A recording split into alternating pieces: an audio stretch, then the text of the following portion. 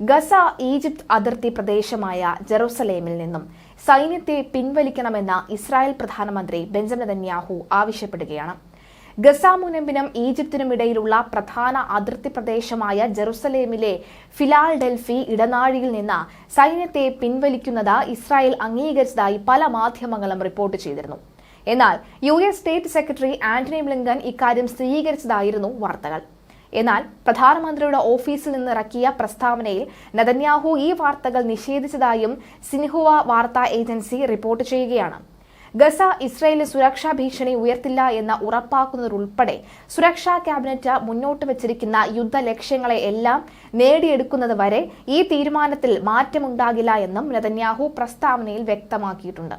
അതേസമയം ഫിലാഡൽഫി ഇടനാഴിയുടെ നിയന്ത്രണം നിലനിർത്താതെ തന്നെ തങ്ങളുടെ സുരക്ഷാ ആവശ്യങ്ങൾ നിറവേറ്റാൻ ഇസ്രായേലിന് കഴിയുമെന്ന് ഇസ്രായേൽ സൈനിക ഉദ്യോഗസ്ഥർ ആവർത്തിച്ച് വ്യക്തമാക്കിയതായി ഇസ്രായേലി യെനെറ്റ് ന്യൂസ് വെബ്സൈറ്റ് റിപ്പോർട്ട് ചെയ്യുകയാണ്. ഫിലാഡൽഫിയയിലെ നിയന്ത്രണത്തിനുള്ള നെതന്യാഹുവിന്റെ ഈ നിർബന്ധം കരാറിനെ അപകടത്തിലാക്കുമെന്ന് ഇവർ വാദിക്കുന്നതായാണ് റിപ്പോർട്ടുകൾ.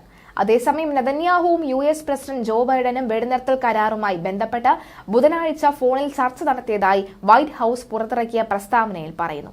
ഇതിനെ സംബന്ധിച്ച കൂടുതൽ വിവരങ്ങൾ പുറത്ത് വിട്ടിട്ടുമില്ല. നെതന്യാഹുവിന്റെ കടുത്ത നിലപാടിനെ തുടർന്ന് വെടിനിർത്തൽ ചർച്ച വഴിമുട്ടിയിരിക്കെ എന്നാണ് ഇപ്പോൾ ഹമാസ് വ്യക്തമാക്കുന്നത്.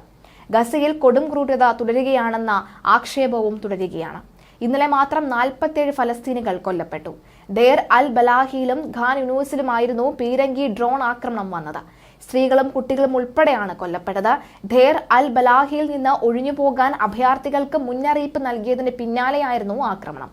അധിനിവിഷ്ട വെസ്റ്റ് ബാങ്കിൽ ഇസ്രായേൽ സേന നടത്തിയ ആക്രമണത്തിൽ 3 ഫലസ്തീനികൾ കൊല്ലപ്പെട്ടു. തുൽക്കറയും അഭയാർത്ഥി ക്യാമ്പിലെ വീടുകൾക്ക് നേരെയായിരുന്നു ആക്രമണം. ഖാൻ യൂനിസിന് കിഴക്ക് ബാനി സുഹേല റൗണ്ട് എബൌട്ടിൽ നടത്തിയ ഇസ്രായേൽ പീരങ്കി ആക്രമണത്തിലും വടക്കൻ ഗസയിലെ ബെയ്ത്ത് ലാഹിയയിലെ അൽ ഷിമ പ്രദേശത്തെ ഒരു വീടിന് നേരെ നടത്തിയ ബോംബാക്രമണത്തിലും നിരവധി പേർക്കാണ് പരിക്കേറ്റത്. അതേസമയം കെയ്റോയിൽ ഈ ആഴ്ച നടക്കേണ്ട വെടിനിർത്തലുമായി ബന്ധപ്പെട്ട തുടർ ചർച്ചകൾ ഇനിയും തീരുമാനമായിട്ടില്ല. സമ്പൂർണ്ണ സൈനിക പിന്മാറ്റം അംഗീകരിക്കില്ല എന്ന നിലപാടിൽ നെതന്യാഹു ഉറച്ചു നിൽക്കുകയാണ്. വെടിനിർത്തൽ വേളയിൽ ഫിലാഡൽഫിയ ഇടനാഴിയിലും മറ്റും തങ്ങളുടെ സൈനിക സാന്നിധ്യം തുടരും എന്നാണ് നെതന്യാഹു മധ്യസ്ഥ രാജ്യങ്ങളെ അറിയിച്ചിരിക്കുന്നത്. അറബ് സംയുക്ത സേനയ്ക്ക് ഗസയുടെ നിയന്ത്രണ അധികാരം നൽകണമെന്ന് നിർദ്ദേശിച്ചെന്ന റിപ്പോർട്ട് നെതന്യാഹുവിന്റെ ഓഫീസ് തള്ളിയിരുന്നു. ഗസയിൽ ഇസ്രായേലിന്റെ തന്നെ നിയന്ത്രണം വേണമെന്നാണ് നിലപാടെന്നും നെതന്യാഹുവിന്റെ ഓഫീസ് വിശദീകരിച്ചു. ഗസയിൽ ഇസ്രായേൽ തുടരുന്ന ക്രൂരതയ്ക്കെതിരെ ലോകത്തുടനീളം ഇന്ന് പ്രതിഷേധം ഉയരണമെന്നും ഹമാസ് നിർദ്ദേശിച്ചിട്ടുണ്ട്.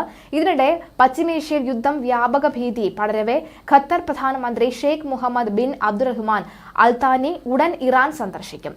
തെഹ്റാനിൽ ഹമാസ് നേതാവ് ഇസ്മായിൽ ഹനിയെ കൊല്ലപ്പെട്ടതിന് പ്രതികാരമായി ഇസ്രായേലിനെ അതിക്രമിക്കാനുള്ള ഇറാന്റെ നീക്കം മേഖലയെ യുദ്ധത്തിലേക്ക് തള്ളിവിടുമെന്ന ആശങ്കയ്ക്കിടയിലാണ് ഖത്തർ പ്രധാനമന്ത്രിയുടെ ഇറാൻ സന്ദർശനം. അതേസമയം വെസ്റ്റ് ബാങ്കിൽ നിയമം കയ്യിലെടുത്ത ഇസ്രായേൽ കുടിയേറ്റക്കാർക്കെതിരെ ഇസ്രായേൽ സൈന്യം മുന്നറിയിപ്പ് നൽകി. ഇതിൽ പ്രതിഷേധിച്ച് രാത്രി നടന്ന സുരക്ഷാ സമിതി യോഗം മന്ത്രി ബെൻ ഗവിർ ബഹിഷ്കരിച്ചു. ഹൂതികളുടെ ആക്രമണത്തെ തുടർന്ന് ചെങ്കടലിൽ തകർത്ത കപ്പലിൽ നിന്ന് വൻതോതിൽ എണ്ണ ചോർച്ചയുണ്ടായി. കൂടാതെ ഇസ്രായേൽ ലബനൻ അതിർത്തിയിലും സംഘർഷം പടരുകയാണെന്ന റിപ്പോർട്ടുകളും പുറത്തുവരികയാണ്. എന്തായാലും നിലവിലെ സാഹചര്യത്തിൽ കൂടുതൽ ശക്തമായി തന്നെ കാര്യങ്ങൾ മുന്നോട്ട് പോവുകയാണ്.